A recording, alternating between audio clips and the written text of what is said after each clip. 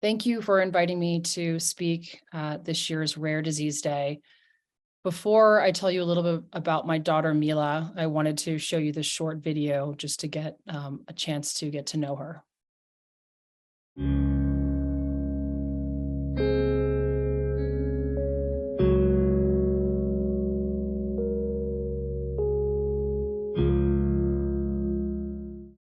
are my sunshine, my only sunshine.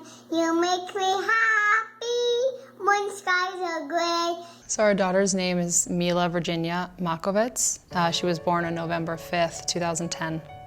When I think about Mila as an infant, I think about smiles and laughter and health and Half an hour after she was born, she was strong enough to hold on to my finger and I could almost pick her up off the bed.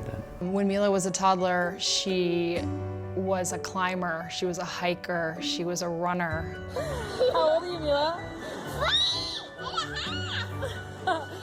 Here's our sugar high daughter.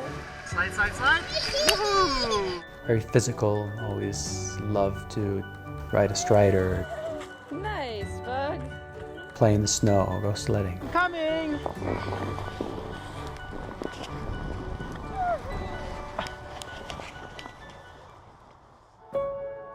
We noticed that Mila was getting stuck on her words. She would say, "Mommy, mommy, I have to, mommy, I have to," and not be able to continue. And then suddenly, around 3 years old, we started noticing that her feet were slightly unturned and she was walking strangely.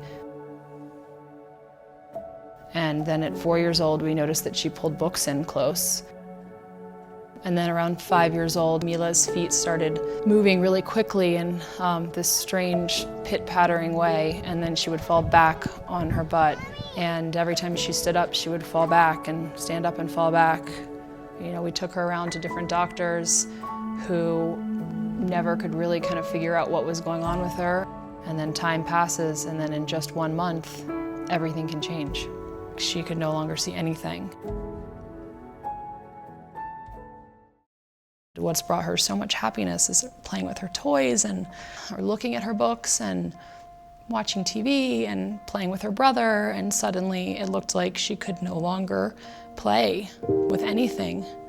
It's so hard to see such a outgoing little girl not be able to play with other kids and not be able to play with toys and not be able to watch Elmo anymore.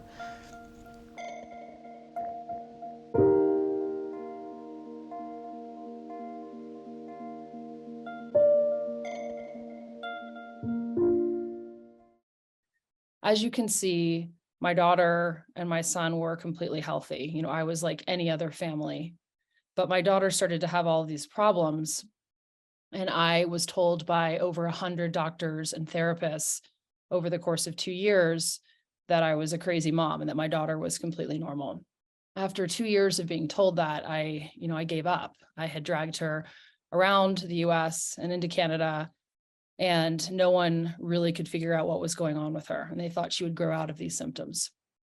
I brought her in after 2 years to the ER, and I just gave up. I put my hands up, and I hoped that they would figure out what was going on with her. And after a series of tests, she received one of the worst diagnoses any child could ever receive.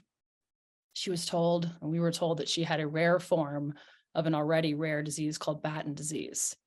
And I went from first feeling enormous relief that I wasn't a crazy mom to spending, about 2 seconds on the internet only to see that Batten disease was one of the worst diseases out there, and that Mila would lose every one of her abilities and die in the next few years. My life as I'd known it kind of ended on that day. But I picked myself up. I started reading white papers. I started learning from other families who had fought for their children. And I started a foundation because that's all I could do. I started telling my daughter's story and raising money and working towards a gene replacement therapy. But there was a problem, as my daughter was missing a mutation and she needed two in order to confirm her disease diagnosis. And so in that quest to look for this other missing mutation, I turned to social media, and I needed to get her into a lab in Boston, which was one of the only labs in the country at the time that did this whole genome sequencing, which was needed to hopefully find this missing mutation. I needed that in order to test my son, who was very normal, just like Mila had been. And I thought, motherhood was going to be ripped from my arms. And I looked at my little son every day, who at the time was, 3. And I thought he was going to start falling and tripping and stuttering, just like Mila had. And I also needed that in order to make sure that I was going after the right gene. And that if I was raising millions of dollars towards a treatment, that it was going to be for the correct disease. So in that process, I ran across Dr. Timothy Yu, who stood up and said, "Let me try to help you," with his team from Boston Children's Hospital. And in just a period of 1 year, they not only found that my son did not have Batten disease, thank goodness, but also came up with an idea for a medicine that would be tailored to Mila's mutation, which they did find. This was kind of a crazy notion at the time, because Mila was the only person in the world that had this mutation, which meant that the drug that they were developing would only be for her. So over the course of that year, everyone raced against time. And 1 year later, we moved to Boston, and Mila began receiving this antisense oligonucleotide, or ASO, called Milacin, which was named after her. And in the first year, Mila did incredibly well, despite the fact that she was losing her abilities rapidly over that year. She had lost her vision. She had lost her ability to talk.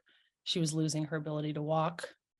Her seizures were going from, none to 30 a day in just a period of months. And as she began receiving Milacin, despite really being at a progressed state, she was still smiling and laughing. But with Milacin, her seizures pretty much disappeared. There were days she had none. Sometimes she had just a few. She started sitting up much stronger and taking better steps with my support from behind. She started eating by mouth again. Most importantly, as a mom, she started laughing and smiling a lot more than she had before. And, that year was amazing. It was kind of hard to believe that my fight, and my fight with Dr. Timothy Yu and his team at Boston Children's was able to actually show a really meaningful change in Mila's life and our life as a family. And the second year of Milacin was not as promising. It was unclear whether or not it was stopping her disease or not. And in the third year, her disease continued to progress. And 2 years ago, my daughter's big spirit left her little body after a really hard fight.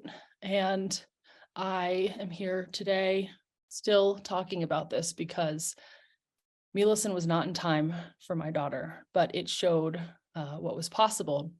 It showed that a drug targeting the underlying genetic cause of disease, even if it's unique just to one person, can be made and can be administered.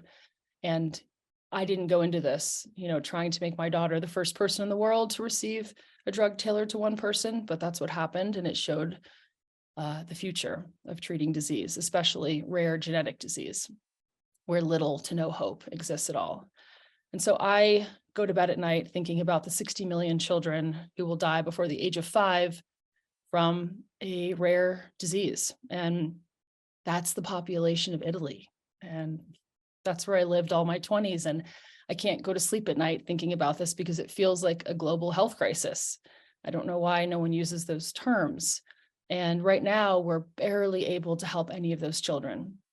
But the approach that was used for Mila could be used across rare disease as a whole. And it could offer an incredible solution, very impactful solution. But the problem is that our system was not designed for this. So our system was not designed for, it was designed for one drug for tens or hundreds of thousands of people, not tens or hundreds of thousands of drugs, each for 1 or 2 or 6, dying children.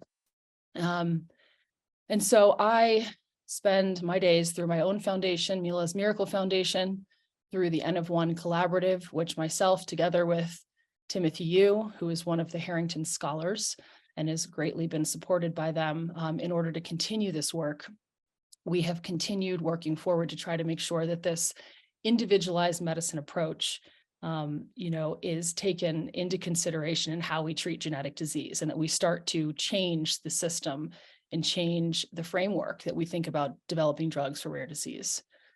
And I'm very grateful for the Oxford-Harrington Rare Disease Center for playing a huge role in this and for helping make sure that more and more children are treated and that we learn from them and that we pivot and we improve and then we continue treating more and more children to open up this path.